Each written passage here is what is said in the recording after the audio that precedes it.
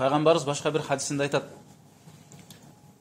"Идману ли ситтан мин анфусикум адману лакумул жанна" дейт. Мага 6 нерсеге кепилдик берсеңер, мен силерге бейишти кепилдик берем дейт. Биринчиси устуку иза хаддастум дейт. Сүйлөгөндө дайыма чынчыл болгула дейт пайгамбарыбыз.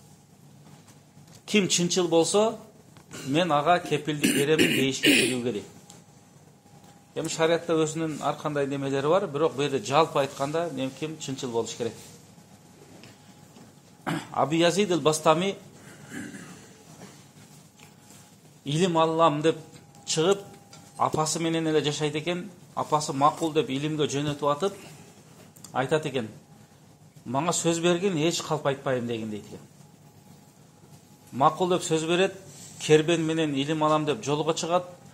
Жолдо каракчылар кербенди тонойт. Анан бирөөсү келип, бул жаш бала болот: "Эй, акчаң барбы?" десе, "Бар" дейт. "Канча?" десе, "40 теңгем бар" дейт. "Сен жинди болуп калган окшойсуң" деп басып кетип калат.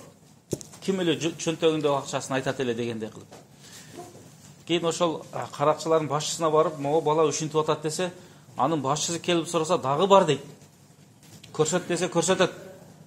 "Неге жашырбадың" десе, "Мен апама сөз бергем, мен калп айтпайм" дейт. Ошондо бул Алла Тааланын адамдын жүрөгүнө бере турган хидаяты бул нур болот дейт да. Кайсы убакта кирип кетет, аны эч ким билбейт. Ошондон биз айтабыз, Алла Таала хидаят берсин дейт деп айтабыз.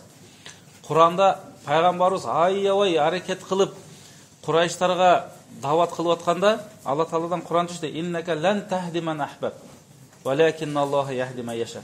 Сен каалаган адамды эле хидаятка киргизе албайсың, Алла Таала хидаят бермейинче дейт да.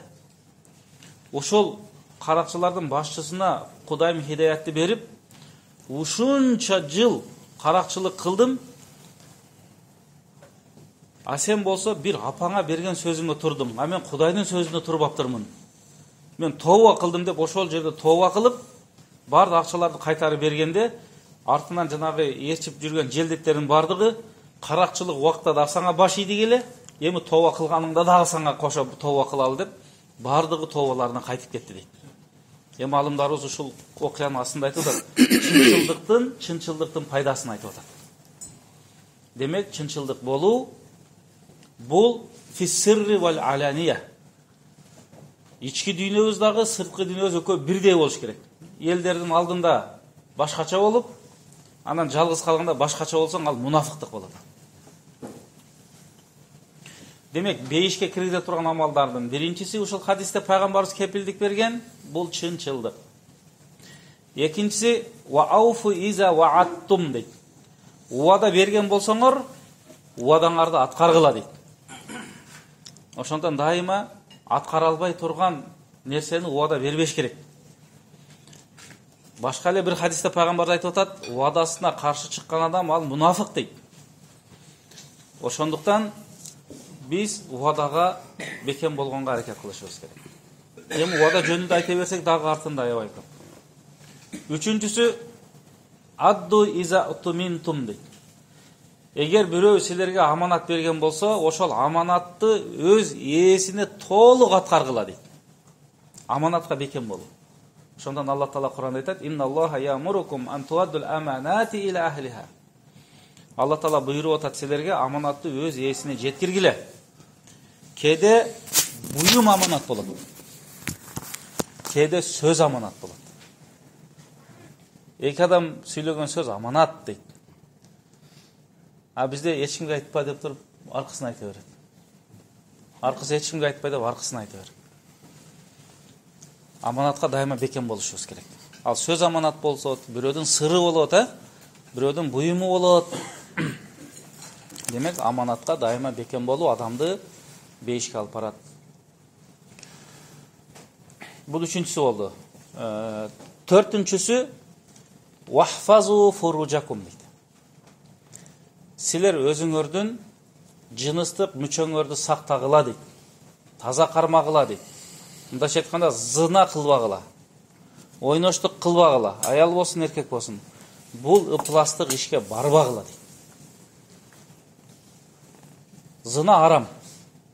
Тоба кылбаса бара турган жери тозок болот. Тоба кылып өтүп кетсе түбөлүк тозок болуп калат.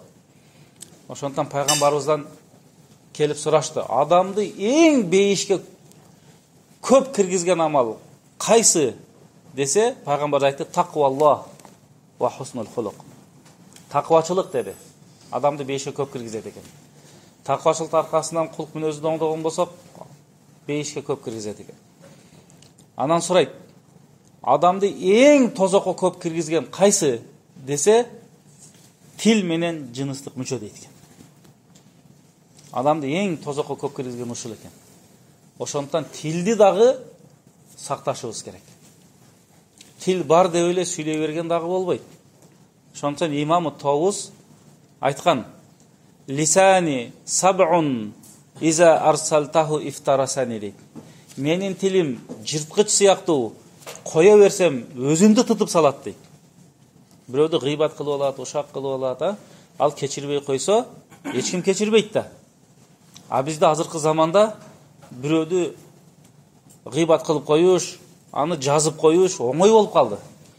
Бирок ошонун эртең Алланын алдындагы эсебинен корколу. Азыр жазып коесуң колуң менен, тилиң менен айтып коесуң. Ошол гыйбат болуп калсачы. Бир адамды азыр сүйлөсөк,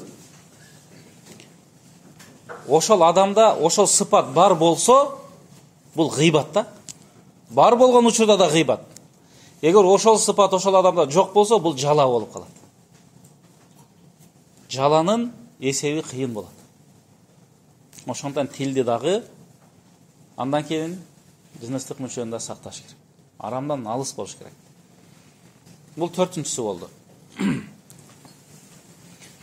Кийингиси годда абсаракум дейт. Көзүңөрдү сактагыла дейт пайгамбарыбыз. Эмнеден сакташыбыз керек? Арамдан сакташыбыз керек. Көз менен башка бирөөгө зыян берүүдөн сакташыбыз керек. Зыян бере алабыз да, көз менен да берет экен да адам. Балки ымдап, балки ишарат кылып, башка кылып. Эң акыркысы куффу айдиякум, могу колуңарды арамдан тыйгыла дейт. Колду арамдан тыйыш керек. Азыр жана биз айткандай, арамды жазып коюш, Facebook'tan, Instagram'dan, башка жактан оңой болуп калды. Бирок эртең эсеп китеп өтө кыйын болот. Эсеп китеп кыйын болгондо, аны ошол адам кечирмейинче башка эч ким кечирбейт.